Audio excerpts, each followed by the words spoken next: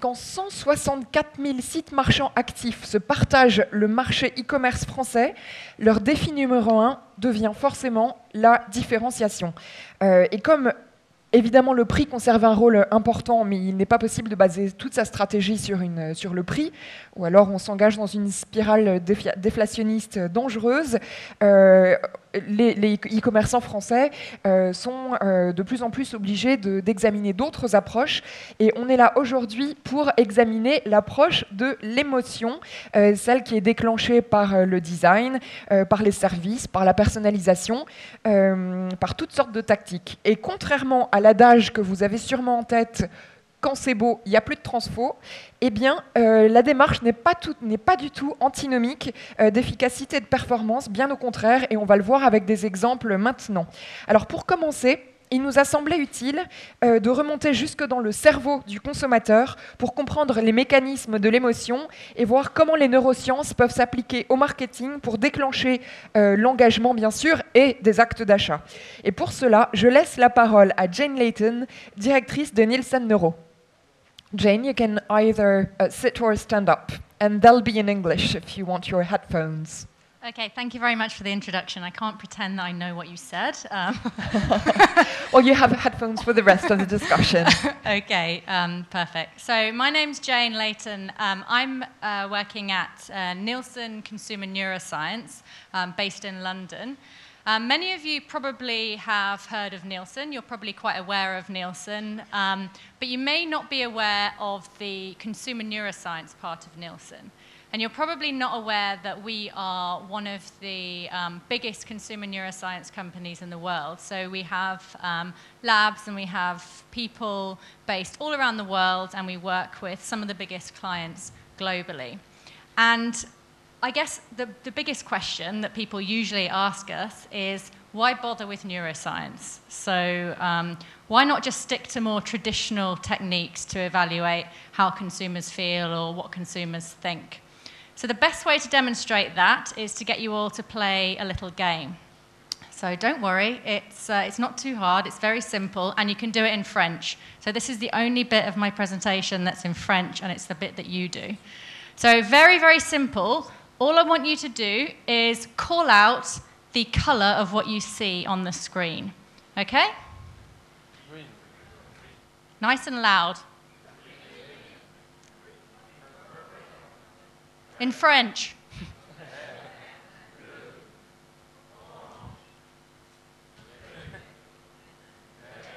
Plus fort.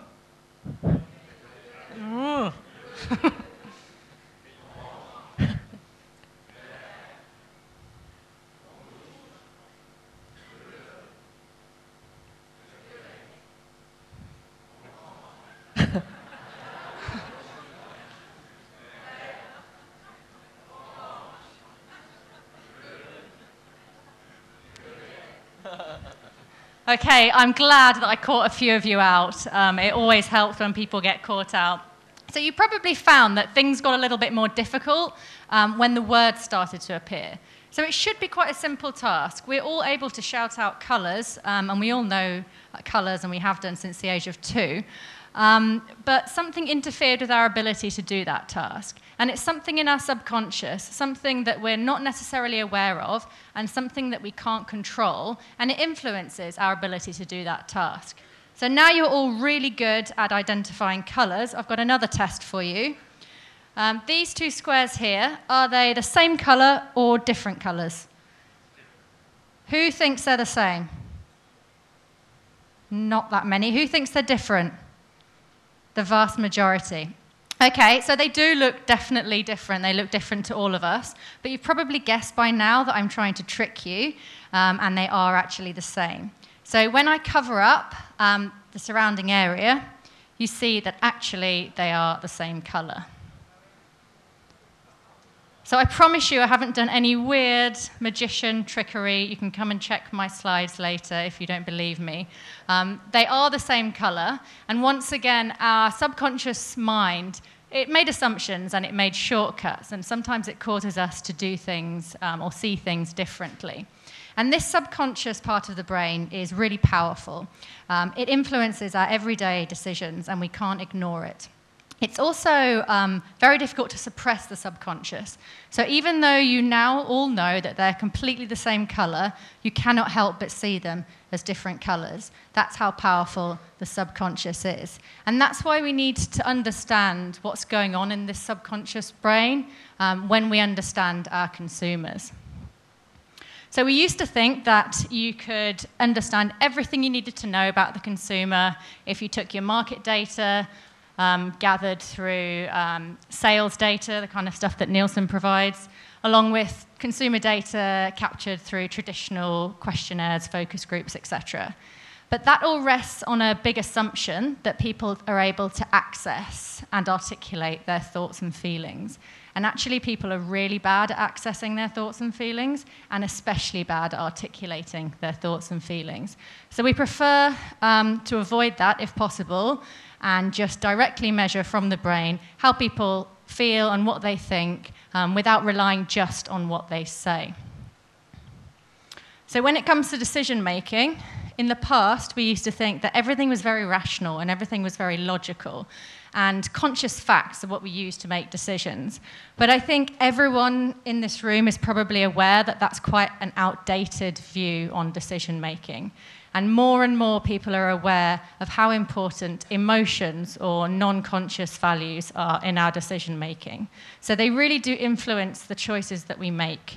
So they can indirectly influence the choices we make by biasing what we believe or what we think, or they can just directly lead to choices. So we really don't want to be ignoring our emotions if we want to understand our consumers.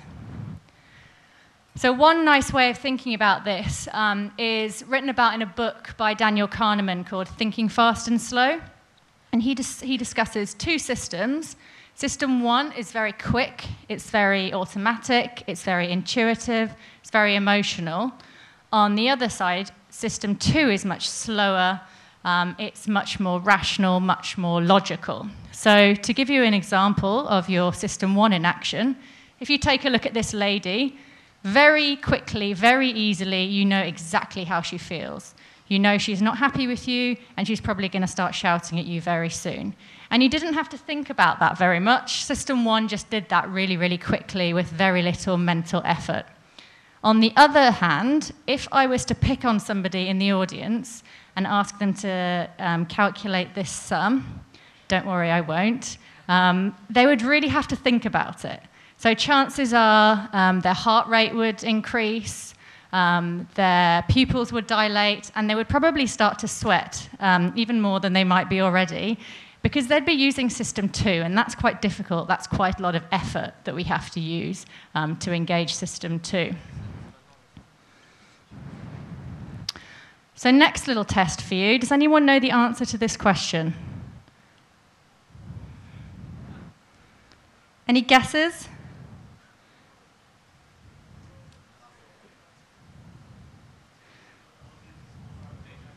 800, okay. Okay, I heard a few people saying 0. 0 is the right answer, but many of you may have not realized why. Actually, Moses didn't take anyone on the ark. It was Noah. But once again, your system one, it just makes assumptions and it didn't read it properly. And that's why you don't notice the big mistake in here.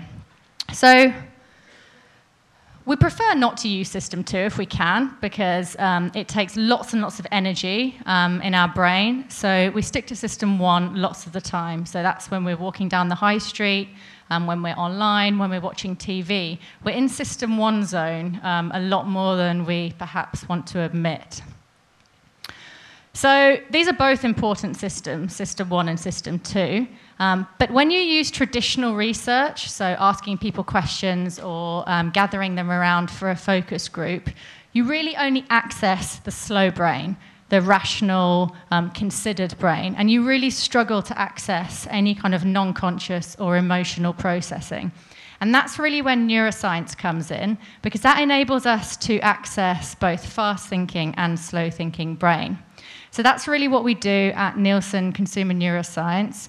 We have a range of different metrics that we are able to use to access both the conscious and the non-conscious mind to understand both what people say, but also how they really feel about a whole range of different kinds of marketing stimuli. So from TV ads to online advertising to packaging to websites and in-store experiences. All of these can be measured and understood in terms of their subconscious and conscious responses.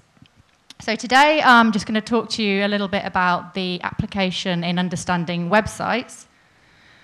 So there's lots of different questions people have about how their website is performing, or if they want to make a change to their website or optimize what they've currently got. They want to understand which is the most optimal layout, which elements really capture attention, which elements engage people's emotions, which elements are going to hold people at your website and actually cause them to make a purchase. On the other side, which elements are maybe going to confuse people or cause them to click away and do something else. And then which layouts or which elements are really going to drive people to make a behavior change or drive them to take action. So these are some of the questions we can answer and have done for certain clients. And we do that through a number of different ways. So we do it through eye tracking. So that's understanding how much attention each element gets, how people's gaze follows around the website. But then we can also look at how people feel about particular elements on that website. So are there some things that make people more excited than others? Or are there some things that just bore people or switch them off? And we can also then combine both the eye tracking and the biometrics to understand which parts of your website do people enjoy, which bits are really confusing and are not going to work. And through this, we're able to optimize and improve websites such that it's not just saying this is good, this is bad. It's enabling clients to improve and get better with their websites. We couple this with more traditional self-report. And then the final thing that we can also do is measure moment by moment how engaged people are as they progress through your site to identify the high points and the low points. So I will just finish with a very quick case study that we did in the States for a company called TurboTax or turbotax.com. They sell software. And they wanted to redesign their website, especially their landing page. They're a bit nervous about it because they hadn't done a redesign for 5 years. But we worked with them, helped them come up with a new and improved design. And I think they were pleased with the results. So the registration page increased revenue by 10%. And they said that the study paid for itself in 3 hours. So hopefully that demonstrates the power of using this neuroscience approach to optimize your communications. Thank you very much, Jane.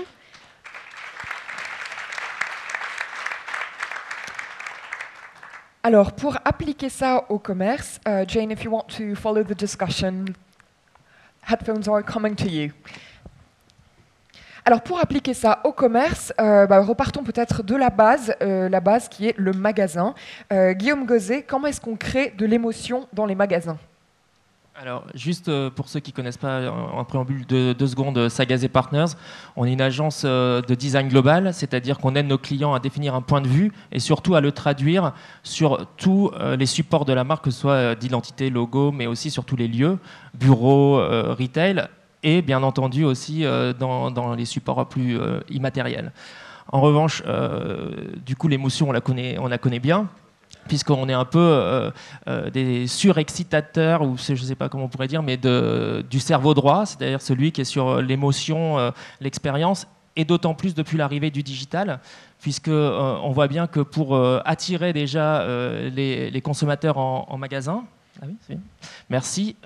Il faut redoubler d'efforts, puisque sinon je reste dans mon canapé à commander mes courses. Donc pour ça, Qu'est-ce que c'est que créer de l'émotion? Déjà, vous vous doutez bien que l'émotion, elle est différente d'un individu à l'autre, puisqu'il n'y a rien de plus personnel qu'une émotion. En revanche, comme on l'a vu dans le discours précédent, et peut-être nous de façon moins pointue, mais on est persuadé qu'on peut quand même faire des catégories, en tout cas généraliser des groupes types, pour lesquels on va déterminer des scénarios d'usage et des scénarios de parcours client, qu'ils soient physiques ou virtuels. Pour ça, on utilise les méthodes du design, donc des méthodes plus issues des sciences sociales que celles qu'on a présentées, mais on va pouvoir, par exemple, vivre 3 jours chez des seniors pour suivre tous leurs faits et gestes, voir comment ils utilisent, comment ils mangent, par exemple, comment ils s'habillent, visiter leur garde-robe, etc., etc. Vraiment pour être dans ce qu'on appelle la posture d'empathie. Et aujourd'hui, vous êtes bien placés, j'imagine, pour le savoir, on a des consommateurs qui changent radicalement. Essentiellement les jeunes, mais pas que, au contraire, on parle des seniors, ils changent constamment. Et donc c'est important de se remettre vraiment tout le temps en question sur est-ce que je connais bien ma cible. Je pense que c'est à ça qu'on a répondu avant. Vous avez pour la plupart beaucoup d'études classiques, on pense qu'on connaît bien nos cibles, et en fait, nous, tout le travail qu'on mène en amont nous prouve à chaque fois que les clients ne connaissent pas tant que ça leur cible, et que nous, les premiers, on est surpris de comportements d'usage qui sont vraiment détournés, nouveaux. Et c'est pour ça que ces méthodes issues du design thinking sont vraiment à chaque fois surprenantes. Donc ça, c'était le petit élément de méthode. Maintenant, je vais vous montrer des exemples qui sont issus, qui permettent de sortir 4 enseignements pour créer de l'émotion. Tout d'abord, on l'a évoqué, il faut avoir, pour attirer le chaland, des concepts et des marques fortes. Le premier, vous le connaissez, c'est Kiehl's, mais c'est valable aussi pour des marques comme Sabonne ou Fresh. Beaucoup de marques de cosmétiques jouent ce côté ambiance exacerbée avec ce qu'on appelle des icônes qu'on retrouve dans chacun de leurs magasins, souvent les mêmes, parfois rangés de façon différente. Là, il y a le squelette pharmacien de Kiehl's, mais c'est une série en fait, d'éléments fondamentaux qu'on va retrouver dans chaque concept. Ça, c'est le degré, je dirais, décor important, puisqu'il y a une histoire fondamentale, une histoire forte dans la marque L'Oréal, de L'Oréal. Mais c'est un peu un niveau qui, aujourd'hui, doit être dépassé. Et les marques Bon, ça, c'était Fresh dont je vous parlais. Les marques doivent effectivement arriver à un niveau un peu, je dirais, au-dessus et se poser la question de qu'est-ce que j'amène dans la vie de mon client. Cette marque que vous connaissez peut-être, Tom, c'est une marque américaine de chaussures mais aussi de lunettes. Elle a un concept de magasin qui est intéressant parce qu'il est à Austin, en dehors de la rue commerçante. Ils l'ont mis dans une maison qui est complètement habitée du sol jusqu'au grenier, de la cave au grenier. D'ailleurs, la cave, il y a un concept intéressant, mais ce qui est important, c'est, je ne vous dirai pas tout, c'est que derrière, ça traduit la philosophie, c'est le reflet de la philosophie de la marque qui est Give Global. Pour toute paire de chaussures ou de lunettes achetées, vous avez effectivement une paire qui est redonnée comme œuvre de charité. Donc, l'étage au-dessus, qui devient le plus intéressant et qui devient vraiment le Graal, ce que cherchent toutes les marques et qu'on aide à définir avec elles, c'est vraiment, je vous disais, qu'est-ce que j'apporte, quelle est ma place dans la vie des consommateurs. Forcément, Whole Foods, que vous connaissez sûrement, est un acteur essentiel, donc tout ce qui est agriculture et commerce durable, de grande distribution durable.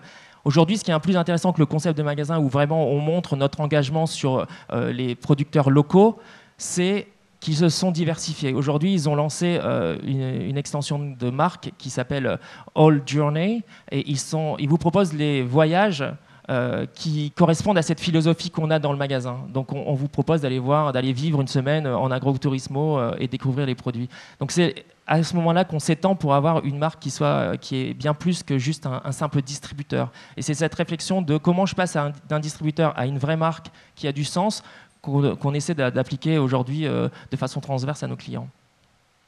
Deuxième enseignement qu'on peut dégager, c'est d'avoir l'expérience exagérée. Je vous le disais encore, pour attirer, il faut qu'il y ait ce qu'on appelait, il y a encore peu de temps, le wow effect. Mais aujourd'hui, on se rend compte que ce n'est pas obligatoirement justement wow effect. C'est beaucoup plus subtil que ça. Ça doit être dans le service, dans qu'est-ce que j'amène d'intéressant à mon client. Adidas, avec Adidas Runbase, est complètement là-dedans. C'est-à-dire qu'ils ont placé leur magasin près des parcs, là où les gens font leur footing. Il y a certes quelques produits que vous voyez au fond à droite. Si c'est à droite, pour moi, c'est peut-être de l'autre côté. Mais surtout, on propose des douches et des vestiaires sur le chemin du parc. Ça veut dire que je peux aller au travail, prendre ma douche et revenir sans rentrer chez moi, aller directement au travail. Donc on voit bien que la marque prend une place différente dans la vie des gens. Dans le même genre, l'expérience exagérée, c'est aussi de savoir casser les codes. Le hub de PPI France qu'on a créé pour eux, il est vraiment là pour montrer que dans la banque, qui a encore des codes quand même très marqués, très institutionnels, on peut être beaucoup plus dans le ludique, changer effectivement et surprendre. L'expérience exagérée, ça va être le choix démesuré et la mise en scène. Italie, qui a, là, vous allez voir, c'est leur 25e magasin qu'ils ont ouvert à Milan, dans un ancien théâtre. Ça fait 5000 m², ça propose plus de 10 000 produits, et surtout, il y a 19 espaces de restauration différents. Donc vraiment, vous êtes dans la trattoria italienne complètement. Alors celui-là, il est en Italie, mais ceux qui connaissent celui de New York, c'est la même chose. On est complètement plongé dans un univers global. Et apparemment, un jour prochain, un Italie viendra dans le Marais à Paris. Donc on pourra le voir en vrai. L'inverse, c'est l'exclusivité. Je pense que dans le discours précédent, on le voyait, c'est de dire les consommateurs chinois, mais il n'y a pas que les Chinois, là, c'est les Américains, cherchent cette exclusivité. Et là, on est complètement l'inverse du grand magasin ouvert à tous. C'est des appartements que vous visitez dans lesquels tout est achetable. Il y en a un également à Paris. C'est vraiment une pratique qui se développe où maintenant on est dans l'exclusivité, le rapport one-to-one, et on peut s'approprier aussi la vie qui va avec, quoi. Troisième enseignement, et qui est pour nous le plus fondamental, c'est d'innover dans la relation client. Pour se différencier par l'émotion, il faut savoir avoir ce qu'on a nommé, nous, l'empreinte relationnelle. Une empreinte relationnelle différente. Chez Sephora, je ne serais pas accueilli, je n'aurais pas la même empreinte que chez Nocibé. Bien évidemment, Apple le fait bien, vous connaissez bien ce cas, je n'ai pas besoin de détailler, mais ce qui nous intéressait, c'est comment on a détourné les codes qui étaient avant réservés au luxe. C'est-à-dire que je vous accueille à l'attrait, je suis votre conseiller pendant tout l'acte d'achat et je vous raccompagne à la porte après vous avoir encaissé. Ça, c'était, il y a encore peu de temps, réservé exclusivement aux grandes marques de luxe. Aujourd'hui, ce qui est intéressant chez Apple, c'est qu'ils ont réussi à démocratiser ça et à vous donner ce sentiment de suivi, d'exclusivité. On a, nous, travaillé avec Nature et Découverte sur aussi cette empreinte relationnelle, et l'idée, c'était de changer le mot et l'attitude de vendeur pour les transformer, ces conseillers, en guides, des vrais guides, puisqu'en fait, ils connaissaient totalement tout le quartier et toutes les sorties culturelles et surtout les sorties nature et toutes les associations qui gravitent autour du centre, ou en tout cas du magasin. Et donc, ça, c'est une chose de les appeler les guides, c'est bien beau.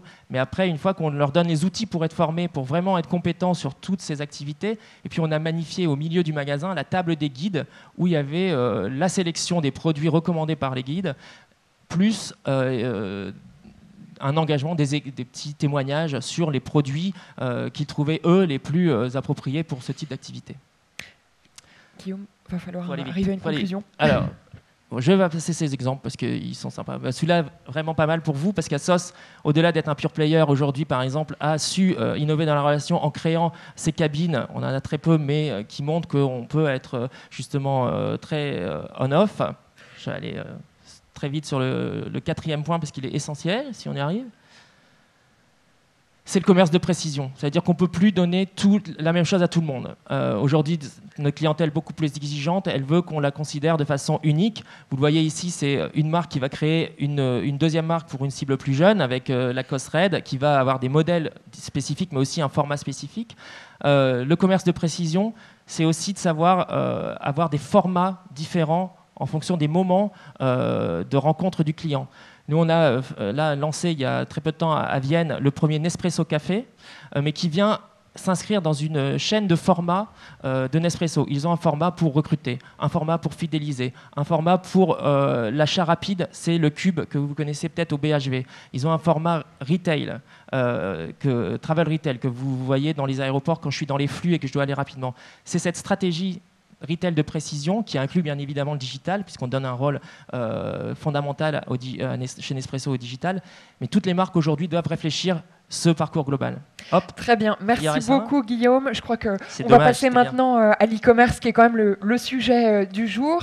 Et je me tourne du coup vers nos deux professionnels de la vente en ligne, Yann Révoilan et Ulrich Jérôme, pour vous demander finalement de quelle façon est-ce qu'on peut transposer ce genre de démarche sur le web qui se caractérise quand même souvent par sa froideur, son absence d'humain, son efficacité aussi.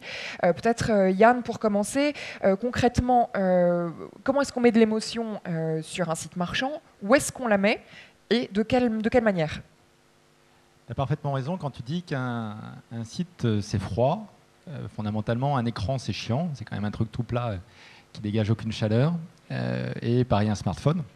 On y va des dizaines de fois par jour, mais il n'y a pas d'émotion réelle qui s'en dégage, même si évidemment tous les constructeurs essayent de faire des objets de plus en plus beaux. Donc, partant de ce principe, à côté de toutes les boutiques merveilleuses que tu as pu nous présenter, comme par exemple The Line, dans lequel il y a une émotion extraordinaire qui se dégage, mais on peut le dire aussi de toutes les marques de luxe, à la fin. Surtout ces médias qui sont le web, ça reste froid. Donc il faut savoir créer de l'émotion. La mode, c'est extraordinairement bien le faire, et c'est ce que je pense qu'on essaye de faire tous les deux. Pourquoi ? Parce que la mode, fondamentalement, c'est gérer les deux.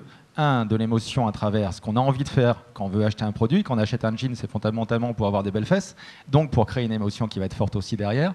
Et en même temps, il y a une rationalité extrême, des dizaines, des milliers, des centaines de produits différents dans chacune des boutiques et des millions de produits qui sont vendus par des marques. Donc, in fine, le web doit pouvoir recréer cette émotion, et le meilleur média pour pouvoir le faire, c'est la photo. Sur la majorité des sites, les photos sont encore plutôt moches. Voilà. On essaye de voir les produits, est-ce que la définition est bonne, est-ce que l'atmosphère y est, pas nécessairement. Et donc je pense que la première priorité pour une marque, pour pouvoir se lancer, c'est bien sûr de faire des belles photos. Le deuxième, et c'est souvent aussi un levier qui est clairement ignoré, c'est la logistique. La logistique est vue comme, en fin de compte, une source de coûts en général beaucoup trop importante par rapport aux bénéfices qu'on peut dégager. Et en fin de compte, quand on reçoit son colis, on l'attend souvent après une attente qui a été beaucoup trop longue. Et quand on l'ouvre, c'est une pauvre pochette derrière. En fin de compte, le produit ne dégage plus d'émotion à part la qualité intrinsèque qu'il peut avoir. Et donc, quand on peut créer sur ce produit et dans cette logistique quelque chose de fort, et là on le retrouve dans tout ce qu'on peut avoir essentiellement dans les marques de luxe, mais aussi dans les marques que je peux gérer quand même, par exemple Bonton et Sine Qua Non, on arrive à avoir du papier de soie, on arrive à avoir du parfum, on arrive à avoir quelque chose qui crée une véritable émotion. Troisième levier, les réseaux sociaux, qui sont un moment d'échange extraordinaire. Les marques, y compris dans les boutiques, nulle part, dans aucune boutique au monde, on peut créer la qualité d'échange qu'on peut avoir et de partage qu'on peut avoir sur les réseaux sociaux. Et donc les marques doivent nécessairement investir de façon très forte sur tous ces leviers qui sont les réseaux sociaux, quels qu'ils soient, que ce soit Instagram ou les autres, pour pouvoir créer cette émotion aussi qui va être très forte. Entendu. Ulrich Jérôme, Matches Fashion s'est doté d'un nouveau site en avril. Le design était entièrement fait en interne. Et avant de vous demander votre recette pour avoir à la fois un site aussi beau, une expérience aussi léchée et de très bonnes ventes, je vous propose qu'on le découvre en vidéo.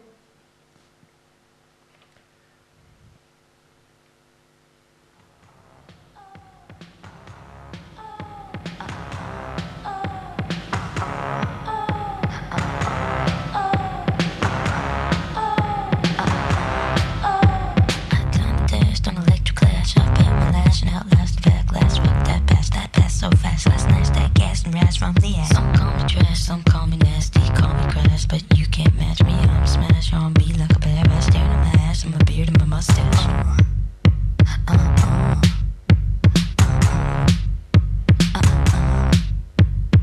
Hair in a mullet, you know you gotta love it. So sexual and so conceptual. Figure me out, trying to catch you about. Contagious, outrageous, courageous, crank 'em on your big feet like airport security. Flip it complete, then I'm in obscurity. Flip it maturity, got a big bad brain, leave my champagne stain as a Yankee chain.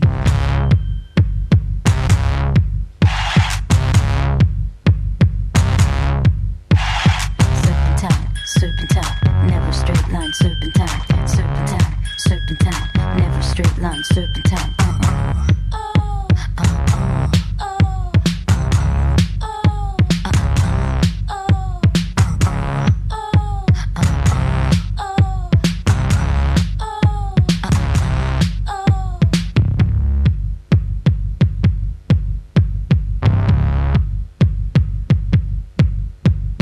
Cortisone, de melacotone, j'ai la pêche. special, call me physic. Physic, I Fasikim. Momo with side of cream. Pesico, cause I say so. Touch me and I'll give you impetigo. Pesca, fresca. Peachy so worldwide. Pesca, fresca. Peachy so worldwide.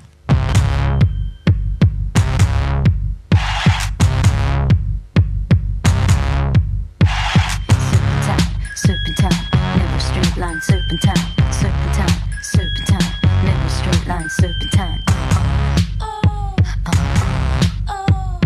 Peachy so worldwide. Serpentine, serpentine, never straight line, serpentine, serpentine, serpentine, never straight line, serpentine, serpentine, serpentine, never straight line, serpentine, serpentine, serpentine, never straight line, serpentine.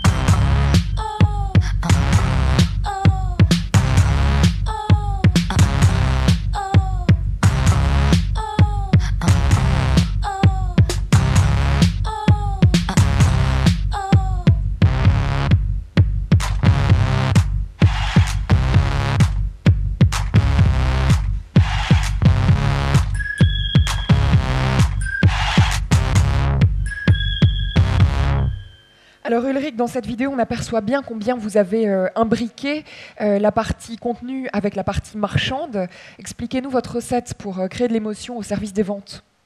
Oui, alors je pense que ça résume très bien en fait le thème de ce panel. C'est quand on fait du luxe, la réalité c'est qu'on peut pas juste avoir une communication, juste un moyen de communiquer avec le client. C'est une vraie émotion qui doit se passer. Notre panier moyen, il est de 600 € sur le site, ce qui est très élevé.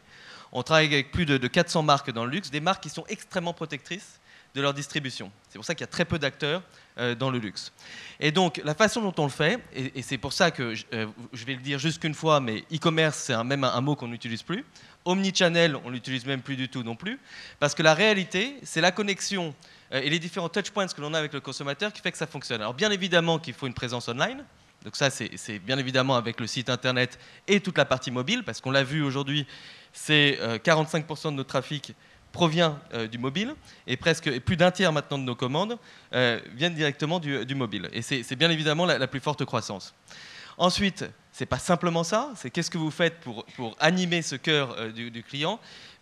Et c'est ce que vous voyez de plus en plus. C'est pour ça qu'on ne parle plus nécessairement de pure player, parce que la plupart des pure players maintenant regardent au niveau physique comment on peut engager le consommateur. Nous, on a des magasins, et donc tous les jours, on parle aussi à nos consommateurs, et on met cette technologie directement aux mains de nos vendeurs. Et donc, ce qui fait que dans les magasins, grâce à l'opportunité du web, il y a plus de 20 à 25% de nos ventes que l'on fait par l'intermédiaire des iPads. Et donc ça donne une multiplication beaucoup plus importante au niveau de la disponibilité produit. Le magazine aussi est extrêmement important. Comment on fait vivre un produit à travers un contenu? Donc quand vous regardez sur le site, vous avez un magazine que l'on publie toutes les semaines, donc 52 fois par an, pour hommes et pour femmes, et à la fois un print à 260 000 exemplaires, pareil, distribué gratuitement dans les 5 étoiles et les compagnies aériennes, etc., dans le monde. Vous avez aussi un service client 24 heures sur 24, parce que quand vous faites du luxe, vous êtes obligé d'avoir ça, c'est toute la combinaison. Vous avez tout un business au niveau des events. Donc là, vous avez vu une partie avec un designer qui s'appelle Marika Transou, avec qui on a fait une collection exclusive de sacs pour matchesfashion.com, et on a parcouru le monde avec elle, justement, pour faire découvrir ces sacs. Et pourquoi je parle de ça? Parce qu'on a utilisé le réseau magazine, on a utilisé le réseau magasin, on a changé toutes nos vitrines avec la collaboration avec Marika Transou. On a engagé vraiment tous les réseaux sociaux à nous suivre par l'intermédiaire de ce petit tour du monde que l'on a fait. Et on a eu une couverture extraordinaire. Et donc si vous explicitez l'articulation entre tout ça et l'émotion?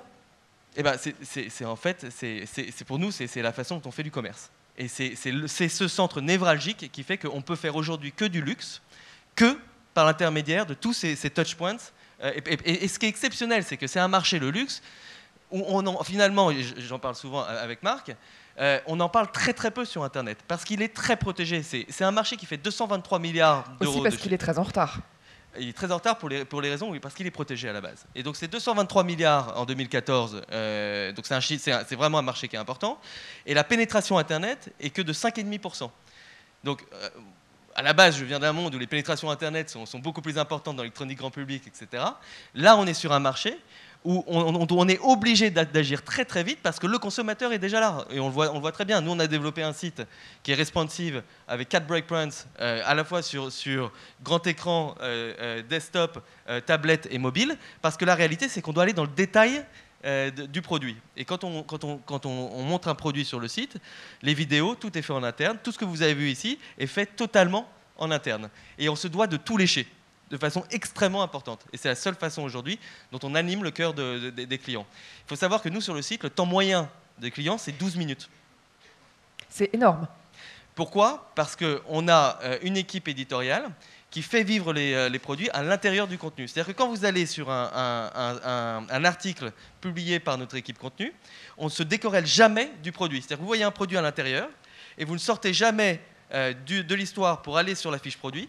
Vous avez le produit qui est imbriqué à l'intérieur de l'histoire. Quand vous cliquez sur le produit, l'histoire s'ouvre, le story s'ouvre, et directement vous pouvez acheter le produit. Et on ne vous quitte jamais. Et c'est pour ça que les gens restent tout le temps sur le site.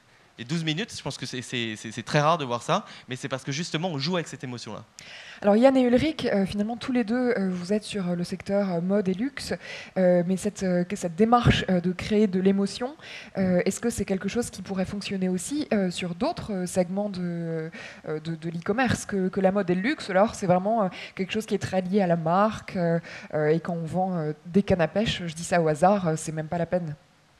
En fait, je voulais juste redonner une illusion d'optique qu'on a tous quand on veut acheter un vêtement dans la mode ou dans le luxe, surtout pour vous mesdames, qui est quand on regarde des magazines et quand on regarde les photos des mannequins qui sont dedans, elles font quand même toutes de 34, et vous qui en moyenne faites plutôt de 40, vous avez toutes envie d'acheter en fin de compte ce produit derrière.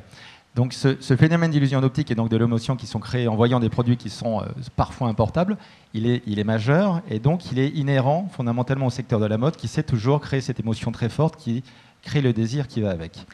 Et donc, en dehors de la mode. En dehors de la mode, si on n'a pas un produit qui va créer une émotion, il n'y a aucune raison derrière de faire aussi quelque chose qui va être aussi beau. Quand on veut acheter une perceuse, est-ce qu'il faut nécessairement créer une émotion qui est très forte? Je ne pense pas. On achète une perceuse pour faire des jolis trous, mais fondamentalement pas pour se sentir beau soi-même. Quand on veut acheter du parfum, là il y a de l'émotion à créer. Quand on veut acheter de la crème, là il y a une émotion à créer. Donc dans tous les métiers dans lesquels on veut soi-même créer une émotion, on veut vivre une émotion, que ce soit du vin, que ce soit de la cosmétique ou autre vecteur en fait, qui va créer une émotion intrinsèque grâce au produit, là oui, évidemment, il faut faire aussi un site qui derrière va être beau. Non, moi je pense que l'émotion c'est très très important, c'est ce qui fait, c'est un outil de différenciation, et c'est vraiment ce sur quoi les sites marchands et les commerces en général devraient complètement se différencier. C'est comment faire vivre cette émotion-là. Et au-delà de ça, plus on grandit, plus c'est difficile de garder l'ADN de la marque. Et garder l'ADN passe par l'émotion. Donc c'est extrêmement important de garder ces choses-là. Alors, sur l'émotion, on a beaucoup parlé du beau, de la photo, du visuel. Et Yann, tu dis que c'est quand même 90% du job. L'émotion, ça peut venir par d'autres choses. Et toi-même parlais de la logistique. Du coup, quand on pense aux services qui sont apportés par les sites marchands, peut-être Ulrich, sur Matches Fashion, il y a beaucoup de services que vous apportez et qui sont très utiles aussi pour générer cette émotion, cette connexion très forte qu'ont les clients avec votre site. Ah, oui, bon, la première chose, un exemple, c'est on a un service nous, de stylisme à disposition 24 heures sur 24. Donc aujourd'hui, on fait 75% de notre business en dehors d'Angleterre, parce qu'on est basé en Angleterre. Et la croissance internationale, c'est vraiment ce qui fait la croissance du groupe. Donc le stylisme, le côté one-to-one est très important. On a monté une technologie ce qu'on appelle un session takeover, où en fait on prend la main sur la session du client, donc directement la souris bouge, mais c'est nous qui l'opérons, et on fait l'opération de stylisme pour le client au téléphone. On a aussi ce que vous avez vu dans le film, une maison de private shopping dans Londres, où on invite nos meilleurs clients. Il faut savoir que nos meilleurs clients sur le site, on a 10% de nos clients qui passent en moyenne une quinzaine de commandes par an, qui dépensent en moyenne 15 000 pounds par an, et qui ont un taux qui reviennent sur le site en moyenne à 98%. Donc le luxe, c'est assez exceptionnel. Et donc on a besoin de cette connectivité avec... on est très proche de nos clients. Et donc, si je prends l'exemple de cette maison de private shopping, on a des clients qui n'ont pas envie d'aller dans nos magasins parce qu'ils n'ont pas envie d'être vus ou parce que, etc. Et on les accompagne totalement sur des sessions de private shopping. Et on essaye de transposer ce qu'on fait dans le physique directement dans le online. Et c'est ça la chose très intéressante, c'est de regarder cette sensibilité des magasins, à quel point on peut le transposer sur le online. Et on parle souvent de l'inverse, mais les magasins qui transposent cette sensibilité client sur le site, c'est ce qui vraiment nous a énormément permis de faire évoluer ce nouveau site que vous avez vu. Okay. Jane, you've been listening to this discussion, so I would like to ask you, are they on the right track to create emotion? And do they succeed in tapping into the fast mind that you described to create the emotion that will maybe become engagement and purchase? Yeah, so we've heard that beautiful photography is very important for engaging the emotions, and I would definitely agree with that. A picture is worth 1,000 words, and people would far rather look at a beautiful image than read a load of text. So that's definitely a much better way to engage emotions. On the video, we saw two of probably the most classic ways to get people excited or to play with people's emotions. The first is through music. So the music that was in that video is something that you almost can't help but feel something when you listen to it. And then showing beautiful women. So we all like looking at beautiful women, men and women. You can't help it. You're not going to turn away from a beautiful woman. The other thing that really helps to engage the emotions, and this applies to luxury and to everything really, it's not something that's just specific to fashion or luxury, it applies to groceries, food, anything really, is if you can encourage your consumer to imagine what it would be like to have your product, that's the best way to engage their emotions and build desire for your products. So on the video, we saw examples of people trying things on, people touching things. That helps them imagine owning that. Or when we're looking at a handbag, not just seeing the handbag from the different views, but seeing the handbag in someone's hand, that helps us to imagine what it's like when we're carrying that handbag, not just seeing it as a distinct object that's not related to me. Yeah, I think we saw quite a lot of that, and that's definitely a great way to engage emotions. Right, thank you. Je vais juste revenir sur... Il y a un truc où quand je suis... la première fois que je suis allé dans la logistique, j'étais habitué à une logistique où j'allais toujours très très vite dans la logistique, tout était complètement avec des indicateurs très élevés, et je me suis mis à côté d'une personne qui préparait le colis. Et le temps moyen, juste sur la partie packaging, donc à la fin avec la petite carte, avec le nom du préparateur, avec le papier de soie dessus, etc., on met 7 minutes juste à s'occuper du packaging à la fin. Ce qui, moi, au début, me rendait totalement fou, parce que quand on vient dans un monde d'électronique grand public, c'est extrêmement difficile à comprendre. Mais la réalité, c'est que ça crée la différence. Et aujourd'hui, on voit, par exemple, nos packaging. On a un Instagram juste qui est sur Matches Box, et tout le monde parle de nos packaging. Donc la réalité, c'est qu'on crée l'émotion, surtout dans le luxe, par l'intermédiaire du côté visuel, aussi de la logistique, de ce que l'on reçoit à la maison, et la découverte du produit à travers un super packaging. Donc là encore, d'un point de contact physique avec le consommateur. Ah, mais c'est tout. Les points de connectivité avec le client, c'est pas que le online, c'est tout compris. Très bien. Eh bien, écoutez, merci beaucoup à tous les quatre.